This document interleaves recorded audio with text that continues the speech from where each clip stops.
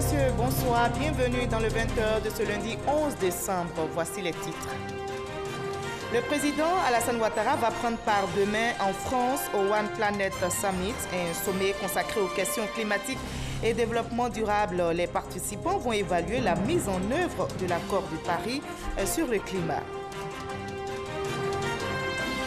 La Côte d'Ivoire, bonne élève dans l'application des politiques, projets et programmes de l'UEMOA, l'Union économique et monétaire ouest-africaine. C'est ce qui ressort de la conclusion de la 3e revue annuelle de l'UEMOA présentée ce lundi au Premier ministre Amadou Gon Coulibaly.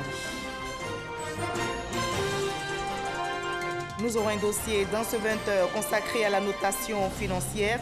Nous parlerons de la première agence ivoirienne spécialisée dans l'évaluation du risque crédit. L'agence est en pleine expansion aussi bien en Afrique qu'en Europe.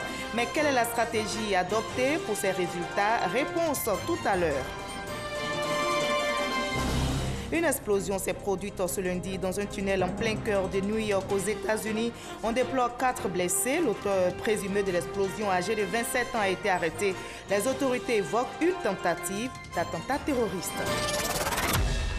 Merci de nous regarder à travers le monde. Le président de la République, Alassane Ouattara, est en France. Il va prendre part demain, mardi 12 décembre, au One Planet Summit, un sommet consacré aux questions climatiques et développement durable. Les participants vont évaluer la mise en œuvre de l'accord de Paris sur le climat, accord adopté en 2015. On fait le point avec notre envoyé spécial, Awa Touré. Ouvert à la signature le 22 avril au siège des Nations Unies, l'accord de Paris sur le climat avait alors été signé par 175 pays. À cette occasion, la Côte d'Ivoire, représentée au plus haut niveau de l'État, avait réaffirmé son engagement dans la lutte pour la sauvegarde de la planète. Je voudrais inviter toutes les parties à l'accord de Paris à aller plus loin afin de pérenniser la dynamique actuelle et rendre irréversibles les progrès que nous accomplirons collectivement.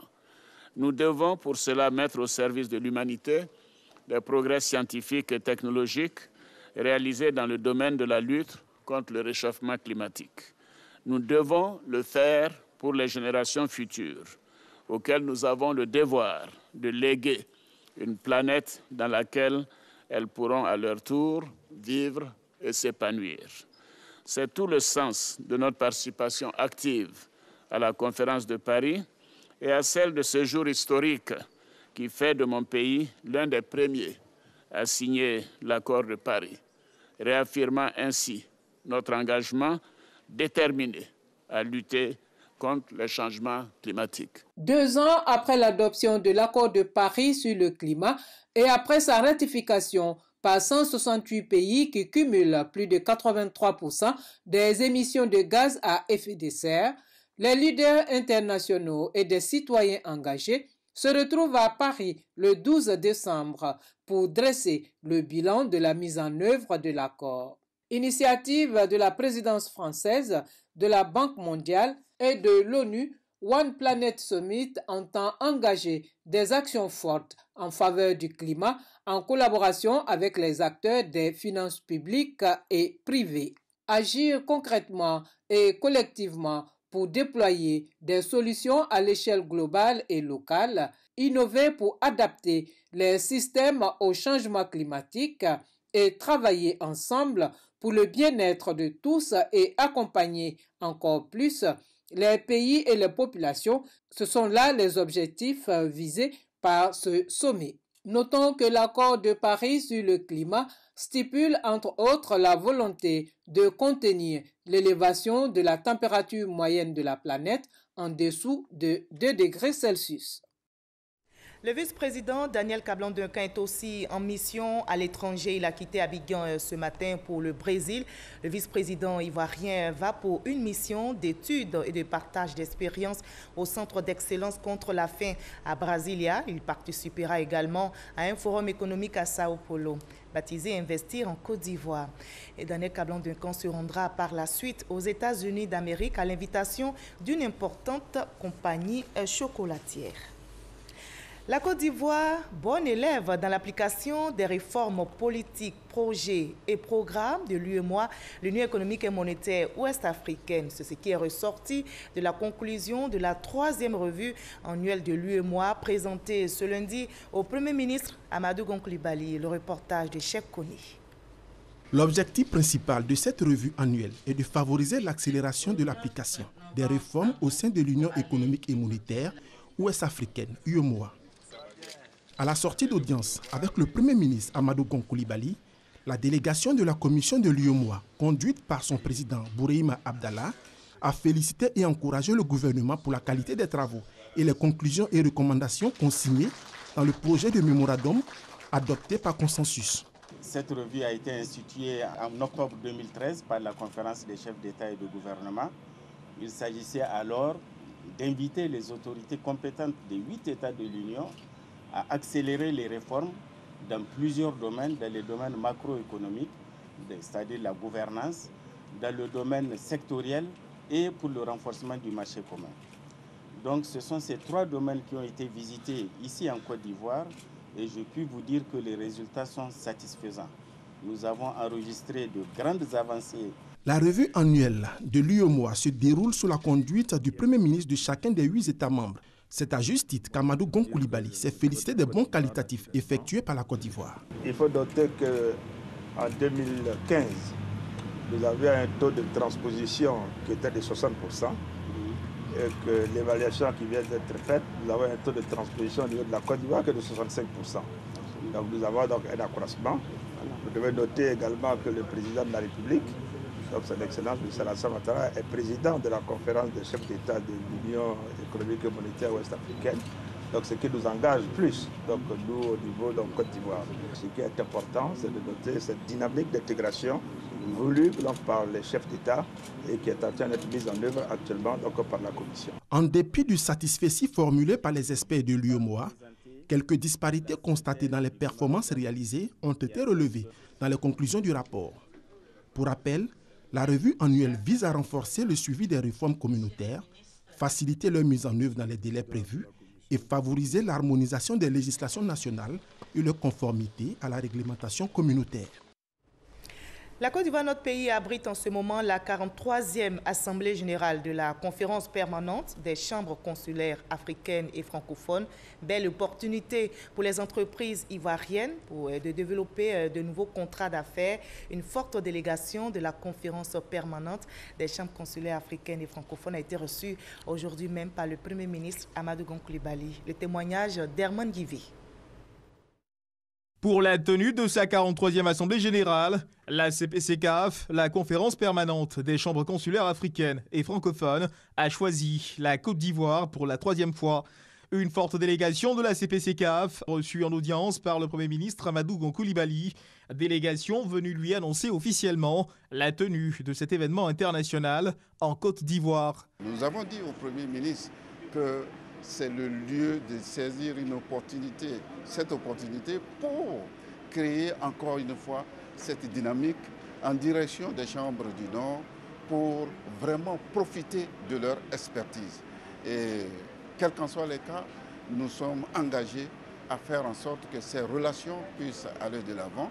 Et nous sommes heureux de constater que ces derniers temps, nos chefs d'État sont en train de travailler pour créer des partenariats publics-privés entre le secteur privé et le secteur public. Aujourd'hui, nous avons créé un certain nombre de programmes de compagnonnage consulaire qui permettent aux chambres du Nord d'assister les chambres du Sud pour être au même niveau. Notre objectif, c'est de créer une dynamique commerciale, d'échange commercial entre l'ensemble des CCI et faire en sorte que nous puissions créer les relations d'affaires en vue de faire évoluer nos économies.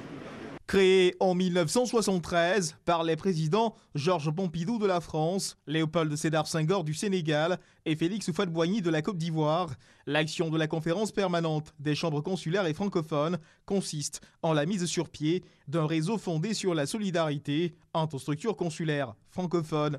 Plus de 560 organisations consulaires sont regroupées au sein de la conférence permanente des chambres consulaires africaines et francophones.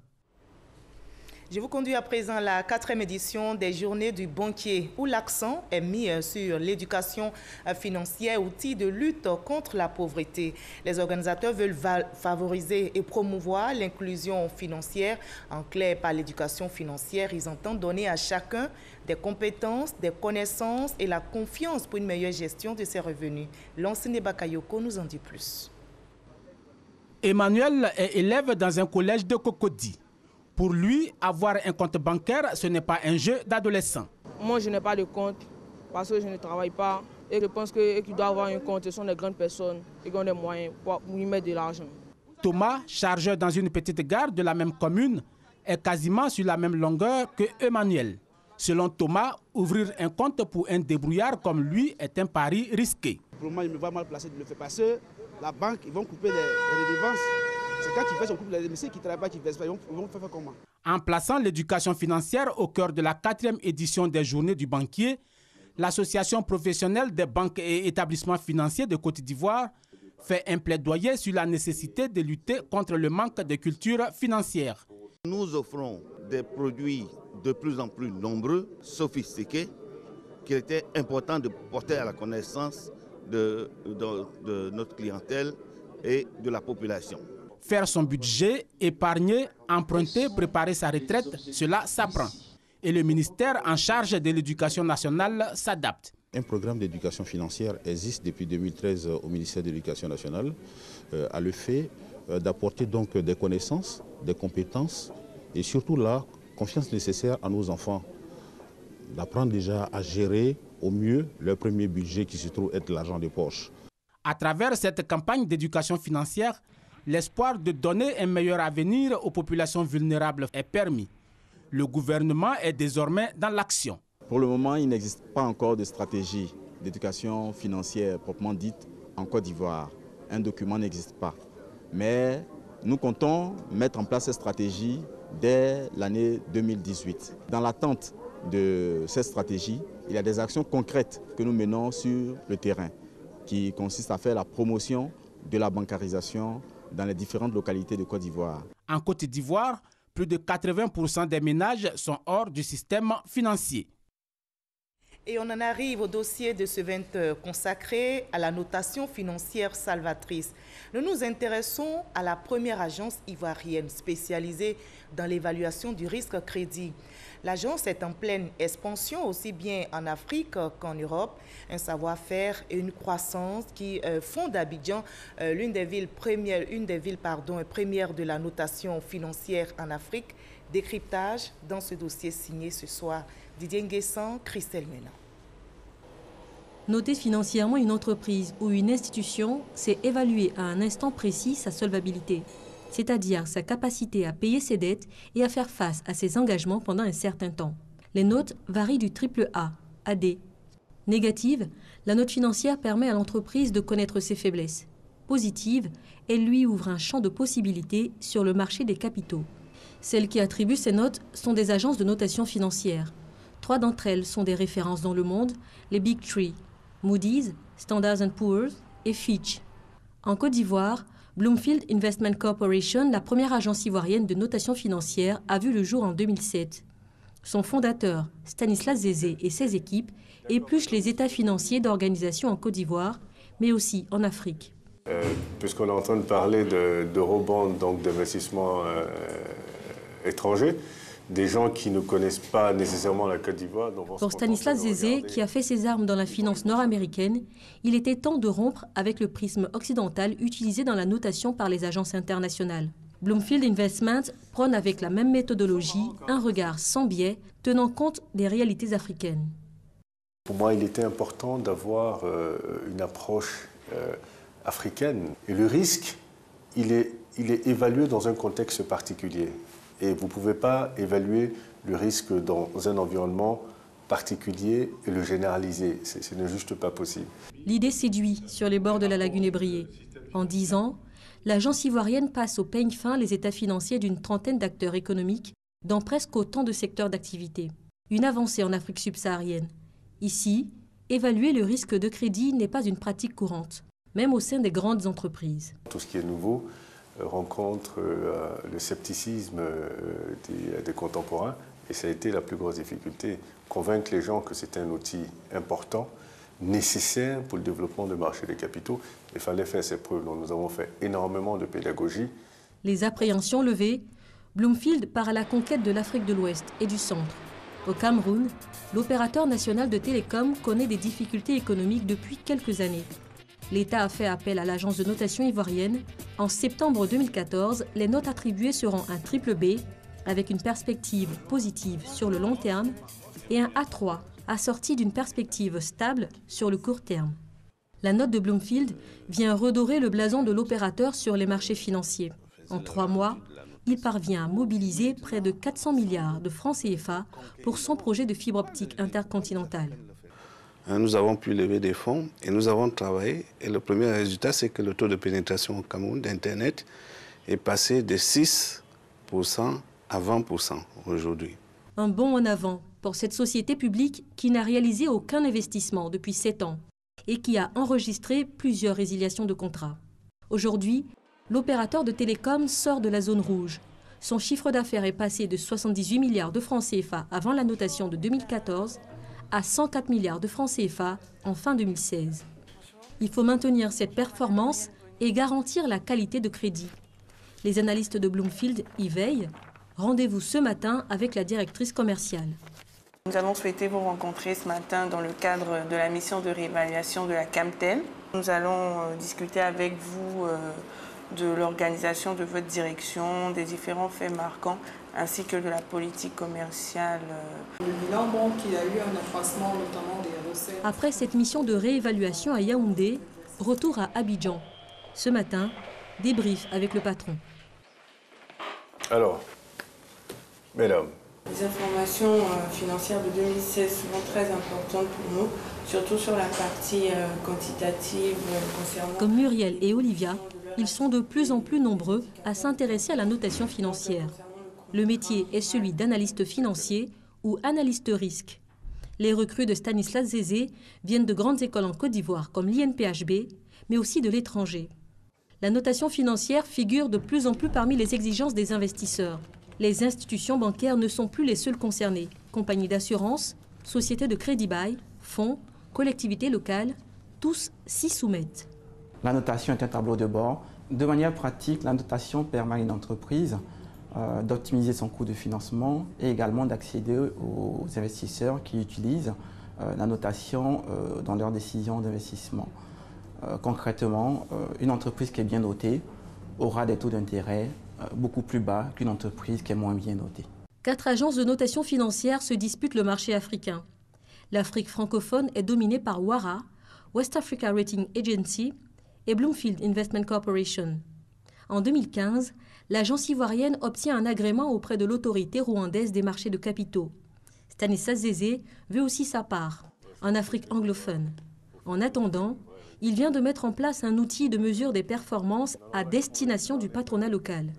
Une innovation qui va peut-être faire école en Afrique. Voilà la notation financière salvatrice qui montre bien que la Côte d'Ivoire gagne, un sujet réalisé par Christelle Menant. Nous partons pour l'intérieur du pays, précisément à Guébonnois, où le ministre de l'Emploi et de la Protection sociale a lancé la 2e phase du projet philo-socio-productif qui vise à réduire l'extrême pauvreté. 10 000 ménages auront une allocation grâce à ce projet, comme nous l'explique Soro Corona et Kouadou Kwame Jean de Dieu. 36 000 francs CFA, tel est le montant de l'allocation trimestrielle que percevront 10 000 ménages sur 3 ans. Ces ménages, jugés les plus pauvres parmi les pauvres, selon une étude de la Banque mondiale et de l'Institut national de la statistique, constituent la phase de passage à l'échelle projet filet socio-productif. La phase pilote a permis de juger l'impact de cette politique sociale pour la réduction de l'extrême pauvreté en Côte d'Ivoire. Remise de téléphones support de paiement et de versement des 36 000 francs CFA aux bénéficiaires de la sous-préfecture de Guébonnois, temps fort de la cérémonie. La Banque mondiale se félicite des résultats de la phase pilote. Ce projet a comme objectif de donner une opportunité et de faire sortir de la pauvreté.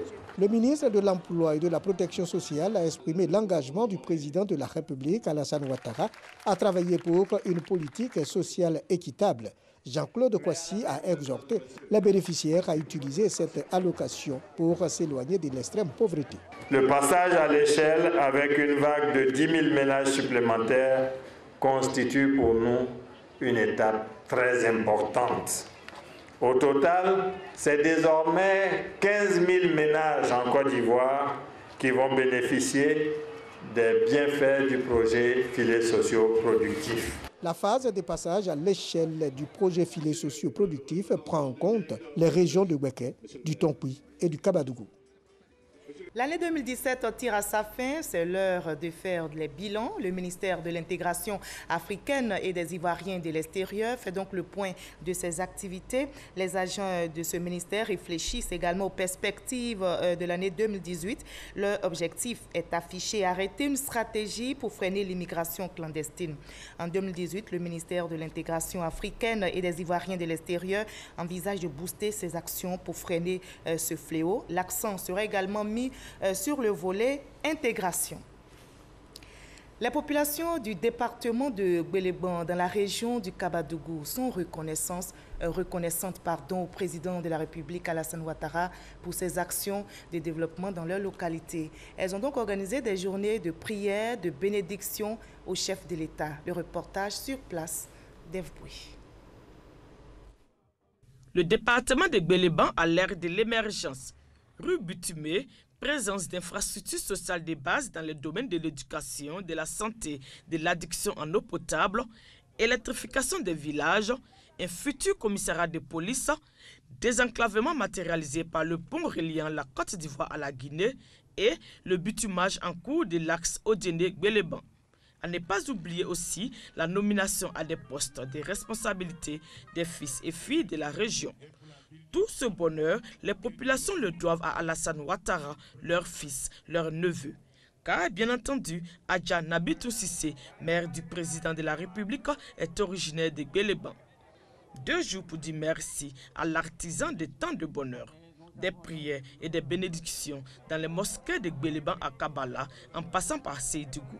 Puis, une grande cérémonie d'hommage et de reconnaissance à Kabala, village natal de Sidiki Diakité, ministre de l'Intérieur et de la Sécurité. Sur la place publique du village, les fils et filles des régions du Kabadougou et du Folon, mobilisés comme un seul homme, n'ont pas voulu se faire compter l'événement. Avant l'avènement d'Alassane Ouattara à la tête de la Côte d'Ivoire, le département de Gbeleban avait seulement que 5 villages électrifiés sur 27 villages. Aujourd'hui, les 27 villages sont électrifiés. Avant l'avènement d'Alassane Ouattara, il n'y avait seulement que 3 villages qui avaient l'addition d'eau. Aujourd'hui, 80% de ces villages ont de l'eau.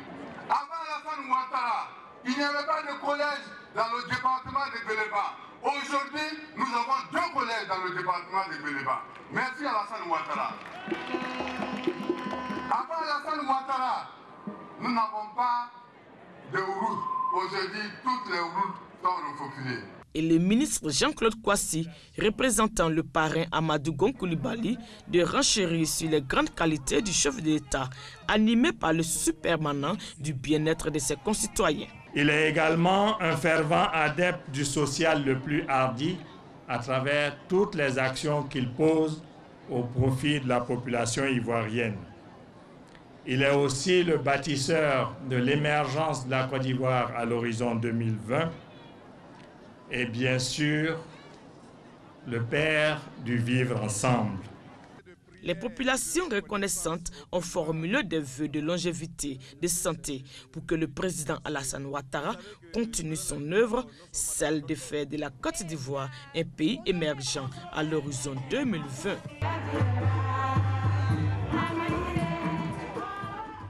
Et nous allons à présent écouter les réactions de ces populations après cette cérémonie d'hommage au chef de l'État. Elles sont recueillies au micro de notre reporter Ève Bouy. Le président de la République a déjà fait énormément pour Gbeleban et pour tout le département de Gbeleban. Le président a respecté presque tous ses engagements donc en faveur aujourd'hui du district d'Enguélé. Nous sommes tous venus nous joindre à nos frères et à nos frères pour rendre hommage au président de la République, pour prier pour lui, pour qu'il ait vraiment longue vie et que le Seigneur vraiment l'accompagne. Ce que le président de la République a fait pour les femmes du district du Denguélé, surtout, il a mis un fonds pour les femmes du Denguélé et il a honoré les femmes du Denguélé en nous donnant les maires, les directeurs régionaux, les femmes qui sont dans les bureaux auprès du Premier ministre.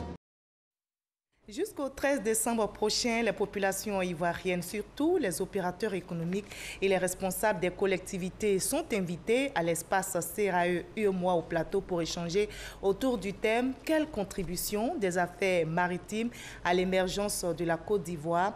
Ce sont des journées portes ouvertes organisées par la Direction générale des affaires maritimes et portuaires. Le reportage de Francis Boifo.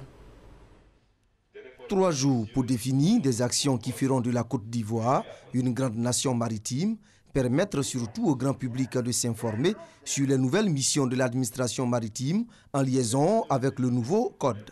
Faire en sorte que les Ivoiriens aient cette culture de la sécurité, cette culture de la sûreté. Lorsqu'on veut mettre à l'eau une pirogue, créer une société pour faire de l'avitaillement, pour faire de la consignation, pour faire de la manutention, il faudrait venir vers nous. Objectif de ces journées portes ouvertes, initiées par la Direction générale des affaires maritimes et portuaires, booster l'économie du secteur et contribuer à l'émergence de la Côte d'Ivoire. 90% des échanges commerciaux du pays passent par la mer.